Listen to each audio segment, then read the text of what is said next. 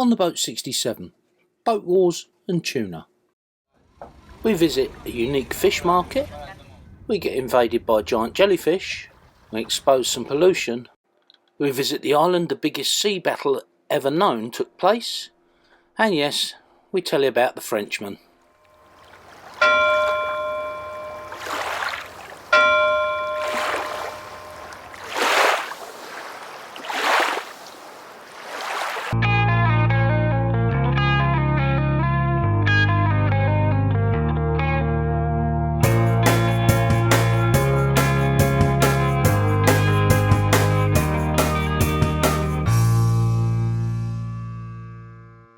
We left that beautiful anchorage we showed you last time and continued anti-clockwise around Sicily to Port Drapani.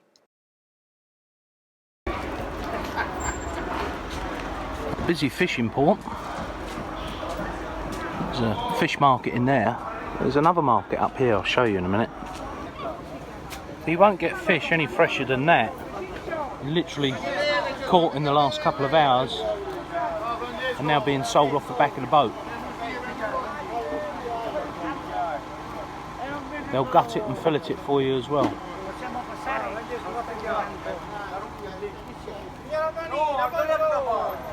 Brilliant.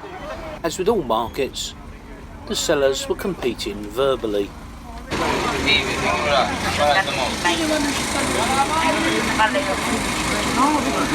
And the ladies come down and buy their fish in the morning. And all the men wander in front of your camera while you're filming.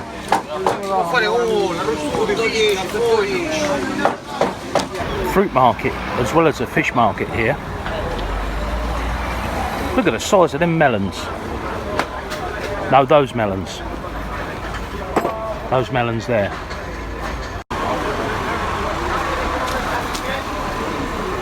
Amazing fresh fruit. Look at the tomatoes. A few jellyfish in the harbour this morning. Big ones. The Rhizostoma plumo goes by many names: barrel jellyfish, dustbin lid jellyfish, and even frilly mouth jellyfish, to name a few. It's known not just by the blue ring of the umbrella, but the sheer size of up to 2 feet wide. The barrel jellyfish is so large, in fact, that young fish and small crabs seek shelter under its mildly stinging tentacles.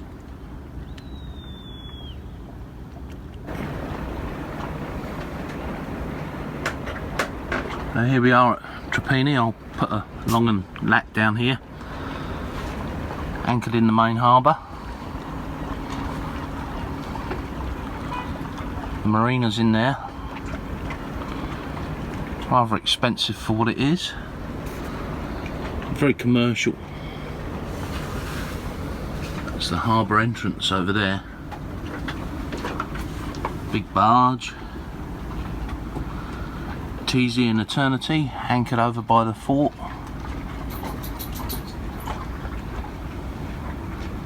After a couple of days, we continued, roughly due southwest, to Favignana.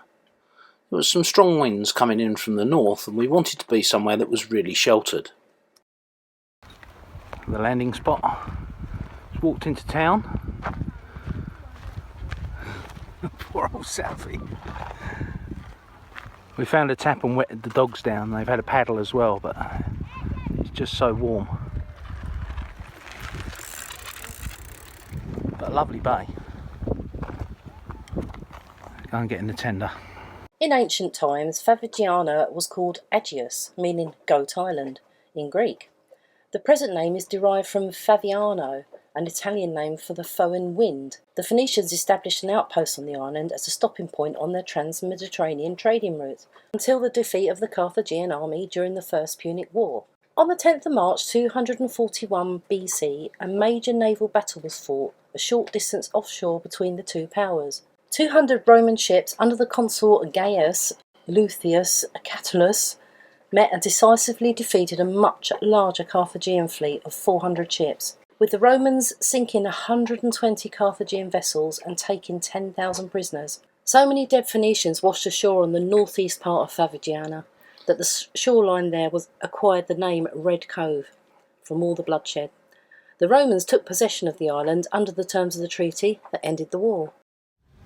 For many years the population relied on the tuna industry, stringing great nets across the bays with these anchors. Unfortunately they overfished, and now all that remains is a sea of used and broken anchors, an empty cannery and processing plant, and a few tranquil bays, and of course no tuna. With the tuna gone, the locals now rely heavily on tourism. High-speed ferries now bring people across from Sicily or the mainland, and unfortunately tourism brings its own problems for the island. One of these issues is the income is very seasonal. Many of the shops, cafes, bars, bric-a-brac shops and novelty goods emporiums all close down over the winter and the place becomes a ghost town. Given the island's historical significance, it could really make some money out of it, if enough people just knew about the history. This is the passenger ship Lampedusa. No, it's not on fire, that's the pollution it's putting out. And you can see right across the mainland of Sicily, thick, acrid black smoke. He's also on a collision course for us with a CPA of just 150 metres. So we're going to keep an eye on him. But that is unbelievable. How many thousand miles would we have to do to put that amount of CO2 and noxious gases and soot into the atmosphere? Few circumnavigations, I bet. From the island we travelled further south, heading east to Mazzara. We only stayed one night, briefly taking the dogs ashore before heading on again to Licata, or Licata, depending on how you pronounce it, I guess. Having sailed most of the day, we decided to pull in behind a headland and set out some winds that were coming very strongly from the west. We all held okay, and this was part of the footage we put in our anchoring video, if you remember. Licata Marina has good protection from winds from all directions and those notorious Mediterranean storms that happen during the winter. We had a real good look round and we met some of the people that live aboard there all year round. In fact, we enjoyed it so much, we stayed a few days. The marina has some really good facilities, well kept, clean, tidy, and the marineros are very helpful. In the town, which is only a couple of 100 metres away, all the shops that you could need, even a Lidl. The liveaboard community there had organised a barbecue for the Sunday evening, and so they invited us along via their Facebook page.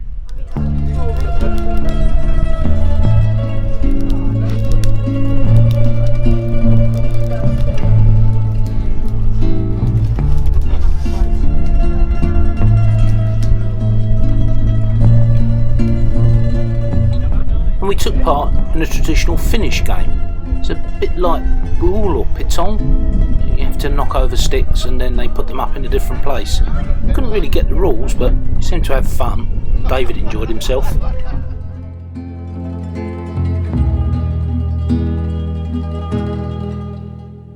After leaving Licata, we went on to Marina Ragusa.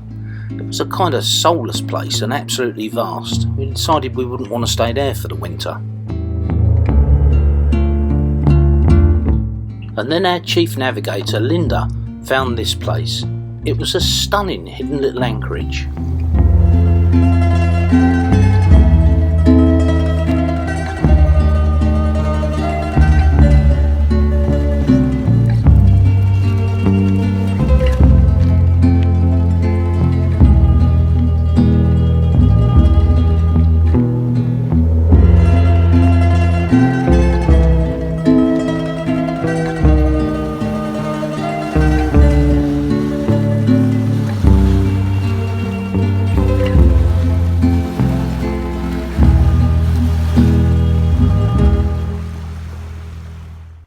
So this is Porto Paolo, Sicily. It's a marina that never got developed. It has fantastic protection from virtually all the way around. We had 40 or 50 metres of chain out and everybody was spaced out maybe 65 metres or so. But the Frenchman drops his anchor in front of us, puts 20 metres of chain out, and then starts dragging back. I fart in your general direction! I don't get it. We seem to have a running battle with the French. Is there someone else up there we can talk to? No, now go away or I shall taunt you a second time. 2 days later, we moved on. The island of Capo Pereso. It's as far south and as far east as you can go in Sicily. There's a fantastic fort, the statue of the Holy Madonna, and a tuna factory that went out of business 20 years ago.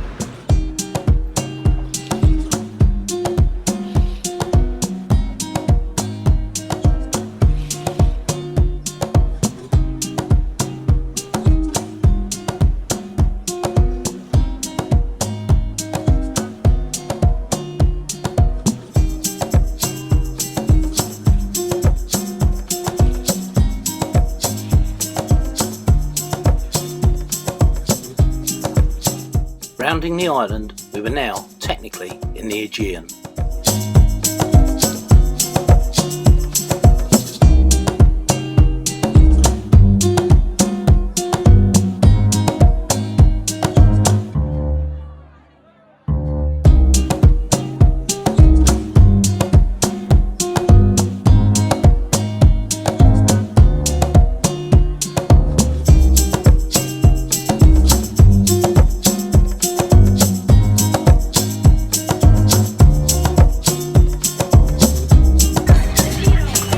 Like a bunch of girls are having fun. What, Hindu?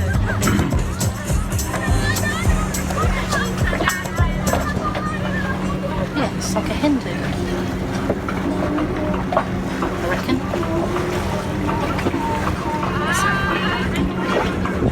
The DJ is so shit.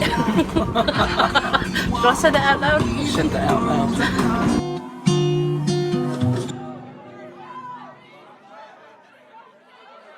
We anchored behind the island for one night, and then needing some AC and desperately needing some water, we called into a marina for one night, before moving on to Syracuse. There we are, Syracuse. Norwegian Spirit out there.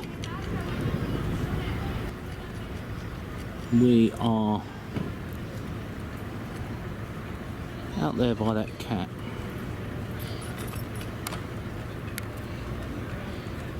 Norwegian Dawn there. We've just tied up the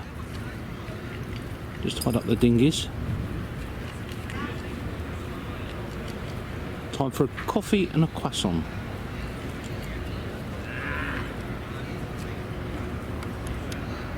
Meanwhile, here's some lost footage. Well, wasn't really lost, I'd put it in a safe place.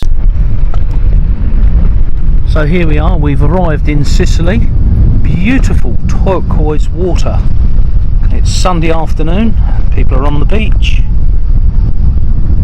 Gorgeous scenery. Apart from these guys who just told up, they're dredging the harbour. All the sand and gravel that's coming out the harbour, they're dumping just off the beach. Dean decided to move from the other side of Eternity, David's boat, and although these guys gave him a good berth, wide berth, he decided that discretion was the better part of valour when a 4 cubic metre bucket on a 70-ton lever starts swinging around, and you can see that's a big bucket there. The other interesting thing is, look at the spuds on the back. See how it's bent? When he comes round, it's bent by about 10 degrees. This one here, look. And the same on the front one.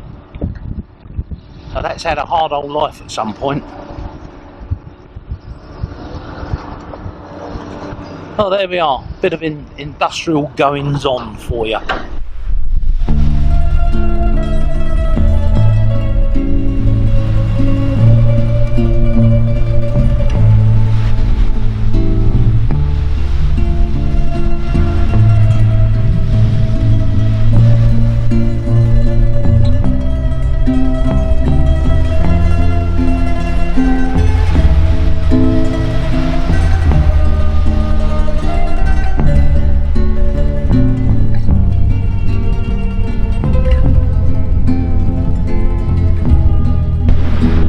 there's all 4 of us anchored.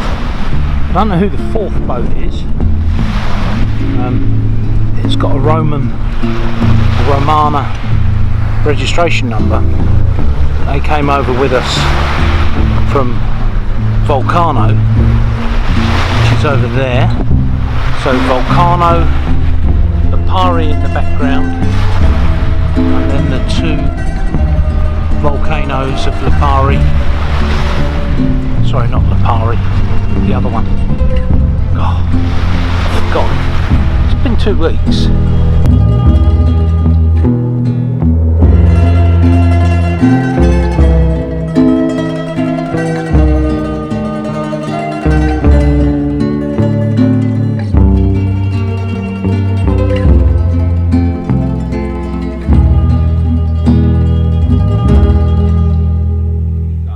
Hi everybody. Hi folks. We're currently anchored in the beautiful anchorage in Syracuse, just behind the main town. We've been here 4 or 5 days, and I think we'll probably stay another 4 or 5 days, weather permitting. It's been really hot, and we've tried to do this outside, but there's so many speedboats and jet skis and noise from the lapping water, etc., that we decided to come downstairs and do it. And it's rather hot. It is rather hot down here. A big thank you to all our patrons, as usual. Without you, we would not be able to do this. Yeah, we're thanks, very grateful. guys. Yeah, and girls. And girls. It means an awful lot to us. It means that we're able to continue making videos and uploading them for your entertainment.